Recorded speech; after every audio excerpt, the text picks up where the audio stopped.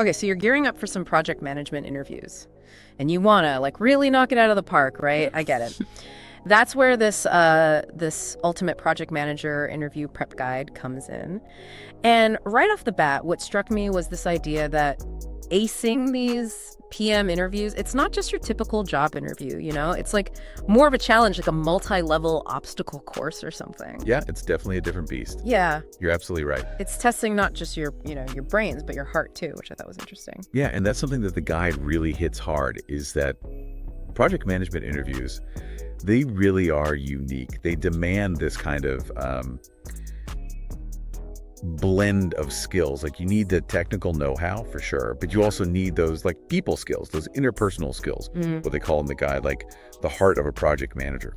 I love that because it's not just about, knowing the theory. It's about showing them you can handle the pressure, the personalities, the inevitable curveballs that are going to come with leading a project. And the guide uses this word linchpin to describe a great PM. What does that even mean in this context? So think of a linchpin as like the piece that holds everything together. And in project management, you become that central figure. You're responsible, not just for the tasks and timelines, but for keeping that whole team on track. And motivated.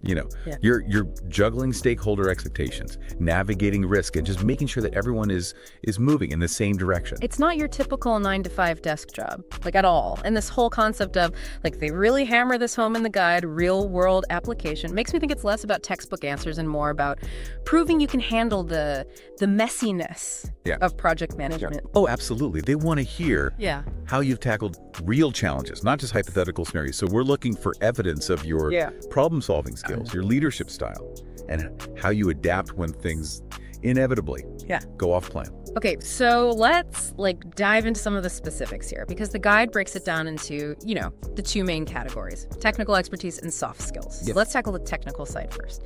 One thing that jumped out at me was this emphasis on different project management methodologies. Right. So you've got Agile, waterfall, hybrid. They really want to see if you can adapt to, whatever the project demands. Yeah, absolutely. It's not even just about knowing the different methodologies, but being able to explain WHY. You chose a particular approach for a past project and what the outcomes were. This shows you're not just, blindly following a trend. You're making strategic decisions based on the needs of that project. It's like those choose your fighter memes. Like, you're not going to pick a brawler for a stealth mission, right? You have to pick the right tool for the job. 100%. Each methodology has its strengths and weaknesses, and a skilled PM knows how to leverage the right one for that situation. So, Agile's great for projects where you've got evolving requirements, frequent feedback loops, whereas Waterfall is better for projects with, really clear upfront requirements, more of a linear progression, being able to articulate those nuances. That's what's going to impress them. And then there are those two things that can derail any project, no matter what methodology you use. Scope creep and risk management. And the guide doesn't sugarcoat it. It says scope creep can derail projects quickly. How do you even begin to prepare for that kind of question in an interview? So I think it's helpful to first understand exactly what scope creep is. Imagine you're renovating your kitchen. You start with a simple plan, just replace the countertops. But then you decide, I need new cabinets. Yeah. And then, new appliances. Suddenly your budget and your timeline are blown because the scope of the project just keeps expanding. Oh, I've been there with home improvement projects. So scope creep is basically uncontrolled growth of a project beyond its original objectives. Yes. And it's a project manager's nightmare because it leads to missed deadlines, budget overruns, stress. But interviewers aren't trying to scare you off with these questions. They're looking for signs of proactive planning. Do you have processes in place to manage scope creep, mitigate risks? No. Can you show you've thought ahead and you have strategies to keep things on track? So having some go-to tools or frameworks up your sleeve could really come in handy, because how do you even begin to manage something as unwieldy as scope creep? That's where frameworks like the Eisenhower matrix come in. You categorize tasks based on their urgency and importance. And this allows you to quickly see what needs immediate attention and what can be, delegated or referred. Yeah. That sounds really helpful to just stay organized when things get chaotic. Is that the kind of thing you'd actually bring up in an interview? Or would that sound too textbooky? It's not just about mentioning the tool. It's about showing how you apply it. Imagine they ask you about a time you faced scope creep. You could say, well, in a previous project, we experienced scope creep when a stakeholder requested, several new features. I use the Eisenhower matrix too. Prioritize these requests, determine which ones really aligned with our primary objective, and then I worked with the stakeholder to manage their expectations. This allowed us to stay on track while still addressing their concerns. You're showcasing your problem-solving skills, your organizational skills, Yeah. and your ability to communicate effectively Yeah. with stakeholders. That's way more impressive than just saying, "Oh yeah, I know the Eisenhower matrix." Exactly. It's showing the how, not just the what. Yeah. And that brings us to another favorite topic in project management interviews. Challenging projects. This is like the part of the interview where they're really trying to gauge your resilience. Like, can you handle the pressure cooker? Yeah. Yeah. Right. And the guide calls it trial by fire. I think that's a pretty accurate description. They want to hear about a project that really pushed you to your limits, Yeah. where things went wrong, and most importantly, what you learned from it. So it's not about pretending you're perfect. It's about showing you can learn from your mistakes and come out stronger on the other side. Exactly. They're looking for signs of continuous improvement, problem solving under pressure, Yeah. and the ability to adapt your approach. Yeah. Based on past experiences. And I'm guessing this is where those soft skills come into play, because even if you have all the technical knowledge in the world, if you can't manage people and navigate those tricky interpersonal dynamics, you're not going to get very far. 100% right. As a project manager, I would argue that soft skills Mm-hmm. are even more important Mhm. than technical expertise. When it comes to project management, I mean, think about it. You're leading a team, often with very diverse personalities and skill sets. You need to be able to motivate them, resolve conflicts, and communicate effectively to achieve a common goal. so it's not just managing tasks, it's managing people. Exactly. Okay. And the guide Yeah. does a great job of breaking down those key soft skills interviewers are gonna focus on. And let's start with one that everyone dreads: conflict resolution. Oh, yes, because conflict happens in every team. Oh, yeah. It's inevitable. But how you handle those conflicts can really make or break a project. And that's what they want to see. For sure, they want to see that you can be that calm amidst the storm, someone who can de-escalate the tension, encourage Yeah. open communication, and find a resolution that works for everyone involved. So instead of running away from conflict, you need to show them you can handle it with grace Yeah. and a level head. What kind of story would you tell to illustrate that skill? So I think the key is to choose an example that showcases empathy, active listening, and a fair approach.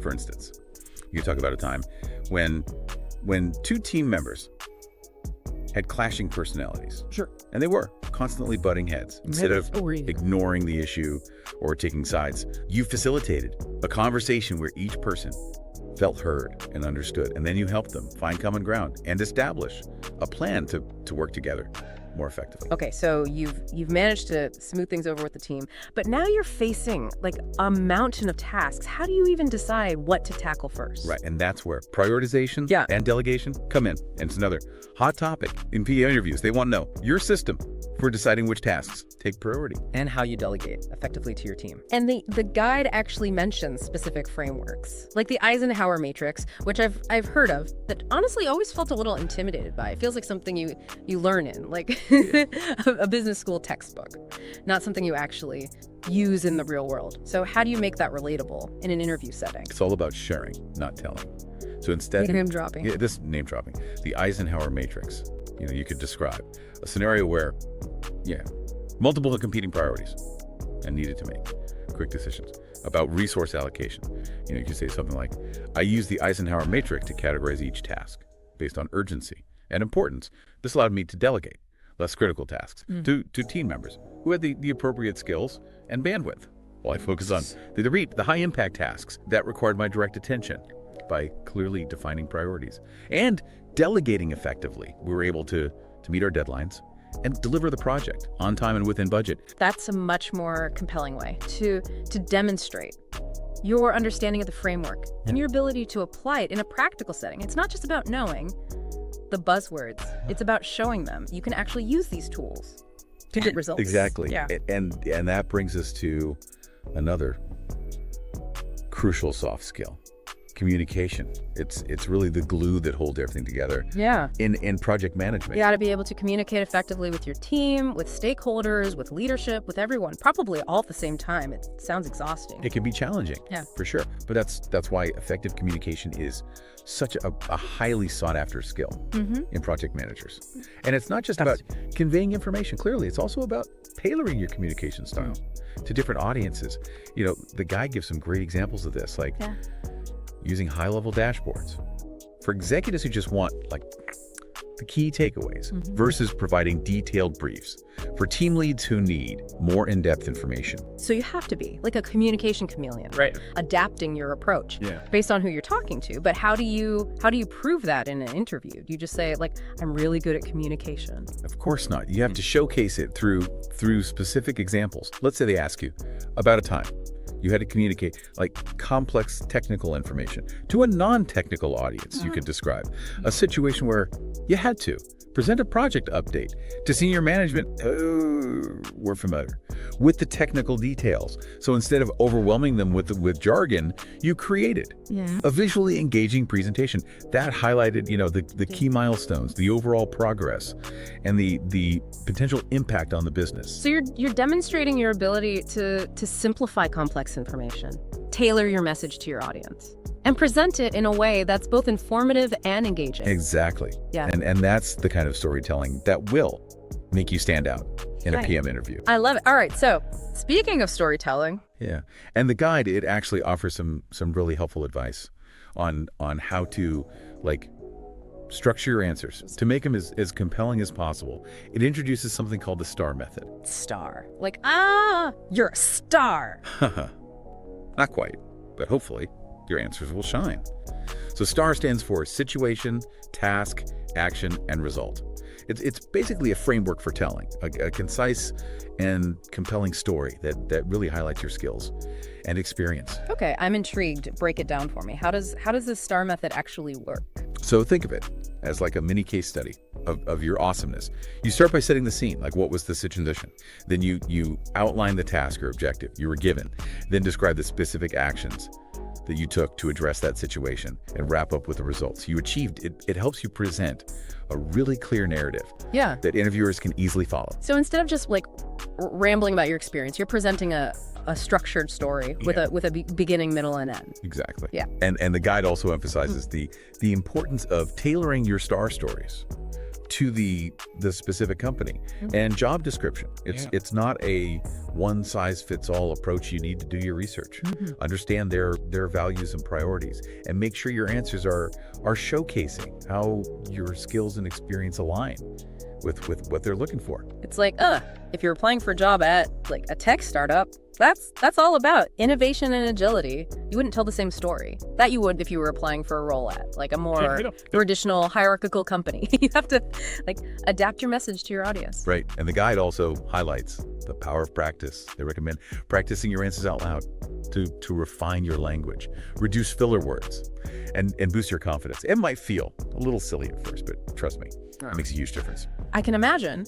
The more you practice, the more natural and polished you'll sound. During the actual interview, it's like, rehearsing for a play, you wouldn't just like, walk onto the stage without practicing your lines first, right? Okay, so you prep for like all the standard questions. You've got your STAR method down pat. You've even like researched the company, but then they hit you with a curveball. You know, those questions that seem to come out of left field and make you go, wait, what?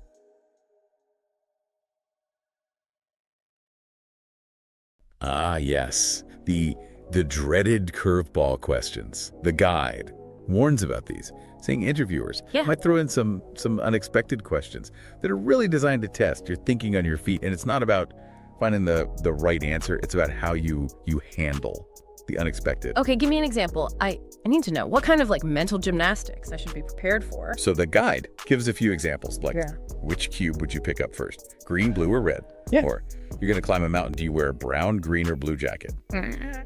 These questions might seem totally random, but they actually serve a purpose. I'm guessing they're trying to see if you can like think critically under pressure and explain your thought process, even when the question itself seems absurd. Exactly. They're looking for insights into your decision-making style, your creativity, and your ability to handle ambiguity. So it's not about finding the right answer. It's about showcasing your ability to think on your feet and articulate your reasoning. Right. It's about demonstrating that you don't just follow a script you can adapt to new situations. You come up with creative thought. If they ask you a bizarre question like, which cube would you pick up first? Don't just blurt out a color. Take a moment, gather your thoughts, and then explain your reasoning. Maybe you choose the green cube because it represents growth, or the blue cube because it symbolizes stability. The point is to show them that you have a thought process, even when faced with the unexpected. That makes me feel a little less intimidated by the curveball questions. It's more about showcasing your personality and your approach to problem solving than finding the correct answer. Okay, so you've navigated the technical questions, you've aced the soft skills portion, you've even handled those curveballs with grace. But the guide, it emphasizes that the work isn't over yet. There's still like the post-interview game to play. What do they mean by that? Right. The guide calls this beyond the interview battlefield, which I find quite clever. And honestly, this is where a lot of candidates miss the mark. It all starts with a simple but often overlooked tool, the thank you note. I have to admit, sometimes I feel like thank you notes are a bit outdated in today's digital world. But the guide really stresses their importance. Are they really that crucial? They absolutely can be. A well-written thank you note sent with 24 hours shows professionalism. It reiterates your interest and can even help you stand out from the competition. It's a chance to leave a lasting impression and remind the interviewer why you're the best candidate for the job. Okay, I'm convinced. But what should you actually include in a thank you note aside from the obvious thank you for your time? So the guide suggests mentioning something specific from the interview that resonated with you. It could be a particular project they discussed, a company value that aligns with your own, or even just a personal anecdote they shared that you found memorable. It shows you were paying attention, you were genuinely engaged in the conversation, and you're thinking about how you can contribute to their team. That's a great tip. It's those little details that can really make a difference. So thank you notes, check. What else is in this beyond the battlefield section? Well, they also talk about the importance of asking insightful questions during the interview. Not just generic questions like, what's the company culture like? But questions that show you've done your research and are genuinely curious about the company, the role, and the challenges they're facing. So it's a chance to impress them with your knowledge and your initiative, but also demonstrating that you're genuinely interested in the opportunity. Exactly. It's about turning the interview into a two-way conversation, showing them that you're not just looking for any job. You're looking for the right fit. That makes a lot of sense. It's about showcasing your value, demonstrating that you're not just a passive candidate, you're an active participant in the process. Right. And finally, the guide circles back to something we touched on earlier, the importance of research.